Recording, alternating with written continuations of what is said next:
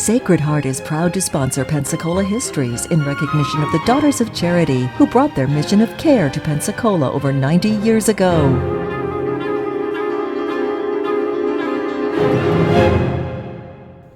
Hello and welcome to our continuing story of Pensacola, North America's first place city. Today we continue our story of Pensacola in the war between the states. And when we left our story the last time, General Dick Anderson had organized about 1,000 troops from their stations in Fort Barrancas and at the Navy Yard. And these men were to march by night into Pensacola, where they would be boarded on various types of vessels at the Palafox Street dock and carried by water to Santa Rosa Island.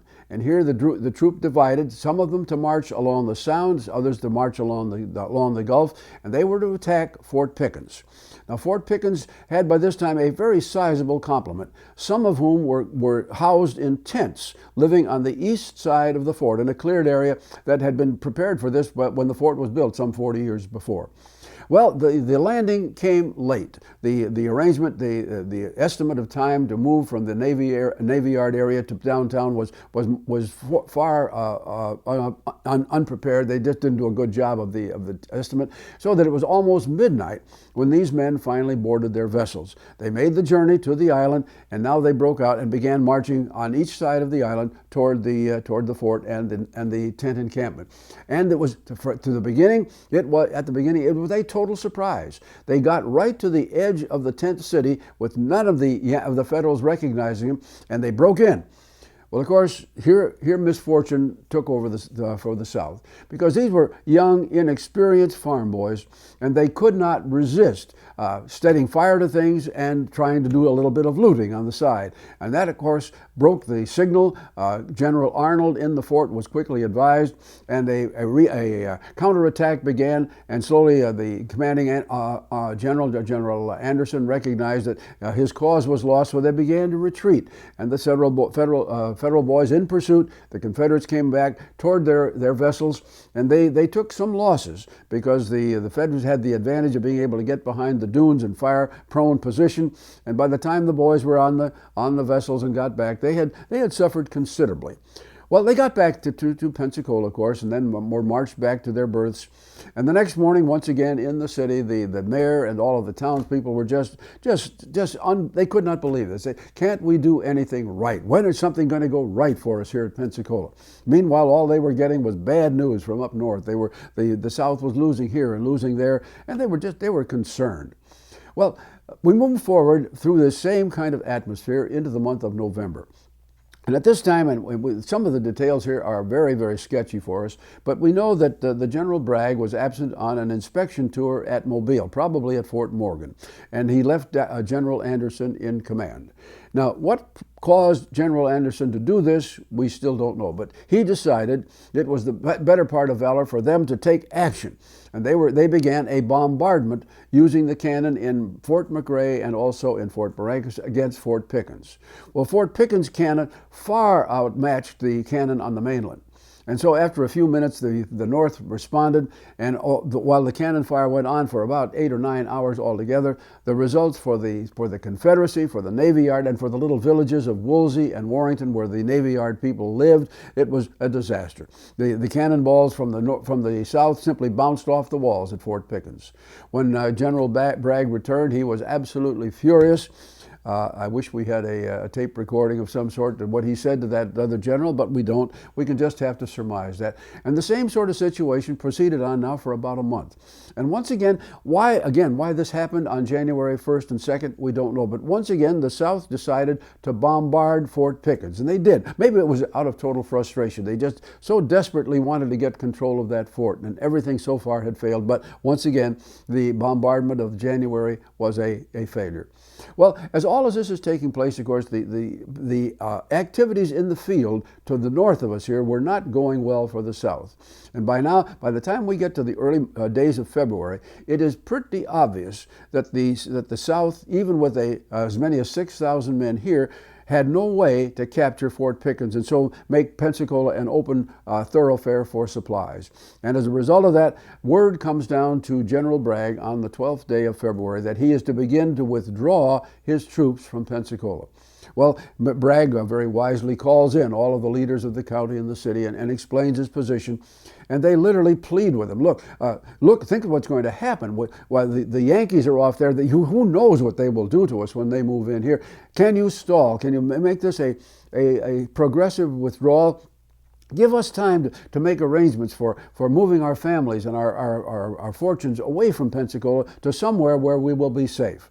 Well, Bragg did a very good job of making these arrangements. So basically, it took almost 3 months for all of this to transpire. And we reached now the first days of May, and by now most of the people of the city of Pensacola have left. They have gone to relatives in Georgia, Alabama, Mississippi. All of them, of course, they've traveled, some of them on the railroad as far as they could. Others had gone by cart and by wagon, by horseback. I suppose some of them even walked. But nonetheless, the city's population was dwindling by the day, and we come to the 7th, 8th, and 9th of May, and now the word goes out from General Bragg through his colonels and to another general who is now with them, that the word now is everything that is here that might be used to aid or comfort the enemy must be destroyed. That meant the lumber mills, the turpentine mills, the inventories, the warehouses, the Navy Yard in particular. Anything there that might aid the enemy had to be put to the torch. And so beginning on the 8th day of May, all of that begins. And that not only included Pensacola, that included the Navy, the shipbuilding forces, and the beautiful Navy lumber yards up and down the Blackwater River. All of these were burned without exception. Some people know, of course, about the story of Pensacola and its chimney along Scenic Highway. That was a mill. And in the days that we're talking about, the owners of the mill decided, well, we don't want the equipment, the valuable capital equipment, to fall into the Yankees' hands. So they put it on barges of some sort and attempted to carry it across the bay to some point of safety. Unfortunately, it was a fairly turbulent May. The waves came up, and the story we have anyway is that the vessel that carried the equipment sank and it was lost. The chimney itself, of course, we all know that it's still standing there as a monument to the past. Well, we come to the morning of the 9th of May.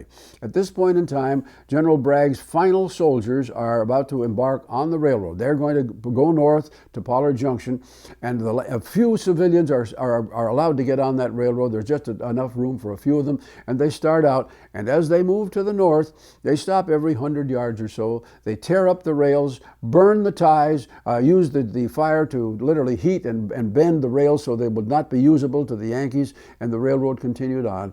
So that we can say that by the end of the evening of May the 9th, 1862, the Alabama and Florida Railroad had ceased to exist. It was gone, and we would not see it again for, basically 8.5 years. As this happened, of course, Pensacola was left defenseless. Immediately, we have a movement into the community here. We have a military, an Army lieutenant, and then Lieutenant David Porter of the Navy. Both of them move in, and they declare martial law. Now, as they do this, of course, the story moves on that what are we going to do with the people who are here? There aren't many left. As it turns out, perhaps at that point, about 100.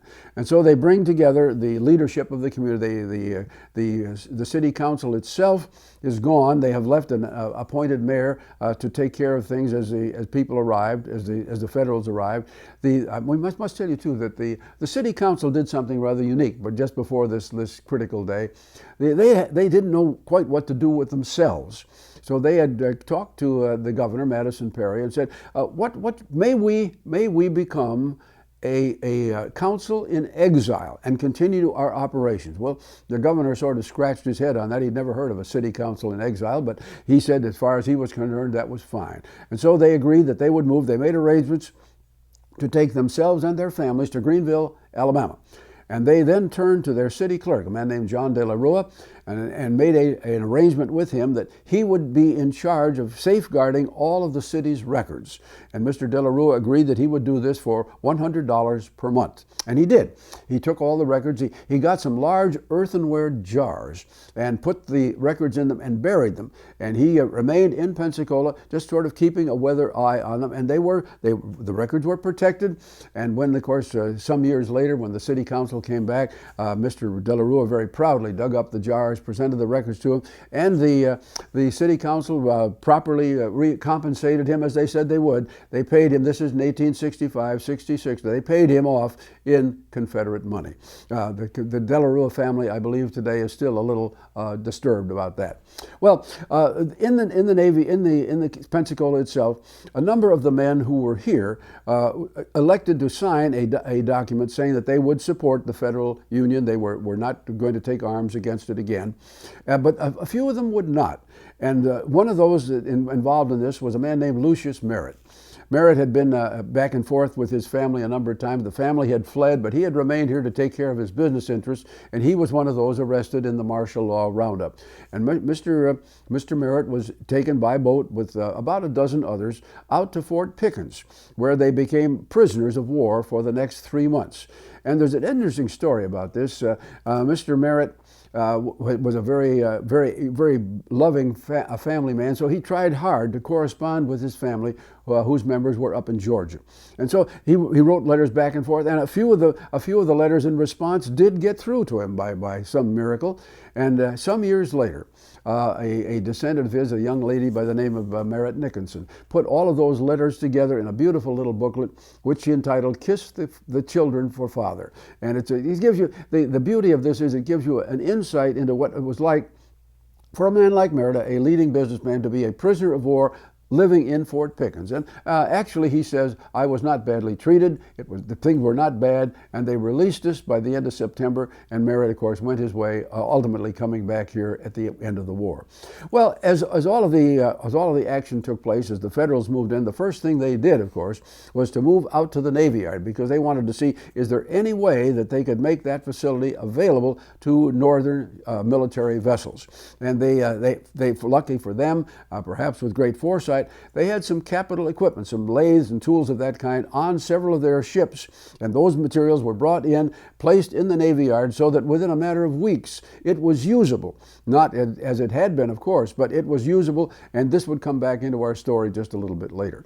Well, the rest of the town, it was gone. And of course, when that happened, the story of the South began to recede as far as Pensacola was concerned.